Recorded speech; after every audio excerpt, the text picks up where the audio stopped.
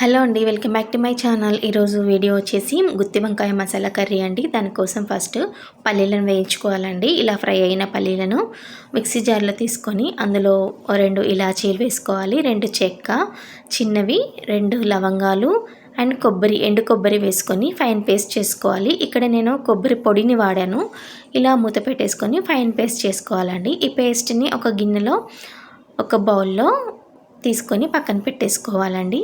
ఇలా తీసేసుకున్న తర్వాత అదే మిక్సీ జార్లో ఉల్లిపాయ ముక్కలు అండ్ పచ్చిమిర్చి, అల్లం, వెల్లుల్లి, పసుపు, ఉప్పు వేసుకొని ఇది కూడా సేమ్ ఫైన్ పేస్ట్గా చేసుకోవాలి. ఇలా పేస్ట్ చేసుకున్న తర్వాత నెక్స్ట్ వచ్చేసి కడాయి పెట్టేసుకొని కడాయి హీట్ అయిన తర్వాత ఆయిల్ వేసుకోవాలండి.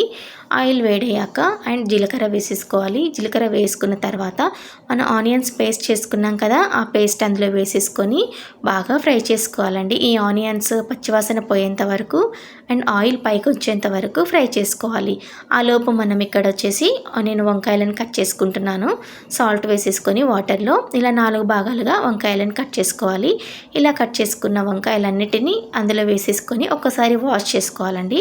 ఇలా వాష్ చేసేసుకొని ఇప్పుడు చూడండి, ఇక్కడ ఆనియన్స్ పేస్ట్ అంతా ఫ్రై అయింది, ఆయిల్ కూడా పైకి వచ్చేసింది. ఈ వంకాయలను అందులో వేసేసుకొని 2 నిమిషాలు ఇలా మూత పెట్టి మగ్గించుకోవాలి. ఒక 2 నిమిషాల పాటు ఉడికిస్తే సరిపోతుందండి. ఇప్పుడు చూడండి, వంకాయలు కొంచెం మగ్గాయి కదా, ఇలా మగ్గిన తర్వాత కారం వేసుకోవాలి.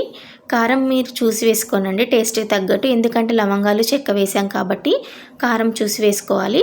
ఆ టేస్ట్కి తగ్గట్టు వేసుకోండి. నెక్స్ట్ వచ్చేసి ఇందులోనే ధనియాల పౌడర్ వేసుకోవాలి అండ్ గరం మసాలా వేసుకోవాలి.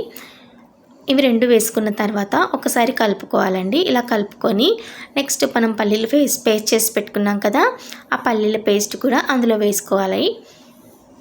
చూడండి, ఇలా పేస్ట్ అంతటిని వేసుకొని బాగా కలుపుకోవాలి. మెల్లగా కలుపుకోవాలండి, వంకాయలు చిదురవ్వకుండా నిదానంగా కలుపుకోవాలి. అందులోనే చింతపండు వాటర్ వేసుకోవాలండి. పులుపుకు తగ్గట్టు వాటర్ వేసుకోండి. ఇలా కలుపుకోవాలి. ఇలా కలుపుకున్న తర్వాత నెక్స్ట్ వచ్చేసి కొంచెం సాల్ట్ వేసుకున్నాను. సాల్ట్ వేసేసుకొని కరివేపాకు, కొత్తిమీర వేసేసుకొని సిమ్లో పెట్టుకొని ఉడికించుకోవాలండి. చూస్తున్నారు కదా, ఇలా సిమ్లో పెట్టుకొని ఉడికించుకున్న తర్వాత చూడండి, వంకాయలు ఇంకా ఉడకలేదు, ఇంకా ఒక 10 నిమిషాలు సిమ్లో పెట్టుకొని ఉడికించుకున్నాను. ఇప్పుడు చూడండి, ఆయిల్ అంతా పైకి వచ్చేసింది అండ్ గ్రేవీ కూడా దగ్గరగా వచ్చింది కదా, వంకాయలు కూడా ఉడికిపోయాయి. ఇలా ఉడికిన తర్వాత సాల్ట్ ఒకసారి ఒకవేళ తక్కువ అనిపిస్తే ఈ టైంలో వేసుకోవచ్చు. కొంచెం సరిపోయిందండి, ఇక్కడ సాల్ట్ కూడా అడ్జస్ట్ అయింది. లాస్ట్లో వచ్చేసి కొంచెం గరం మసాలా వేసుకోవాలి. వేసుకొని ఒక 2 నిమిషాలు కలుపుకొని స్టవ్ ఆఫ్ చేసేసుకోవడమేనండి. కర్రీ చాలా బాగుంటుంది, బగారా రైస్లో కూడా సూపర్ ఉంటుందండి. ట్రై చేయండి. ట్రై చేసి నాకు కామెంట్స్లో చెప్పండి. ఈ వీడియో మీకు నచ్చినట్లయితే ఒక్క లైక్ మాత్రం ఇవ్వండి. లైక్ చేసి షేర్ చేసి సబ్స్క్రైబ్ చేసుకోండి.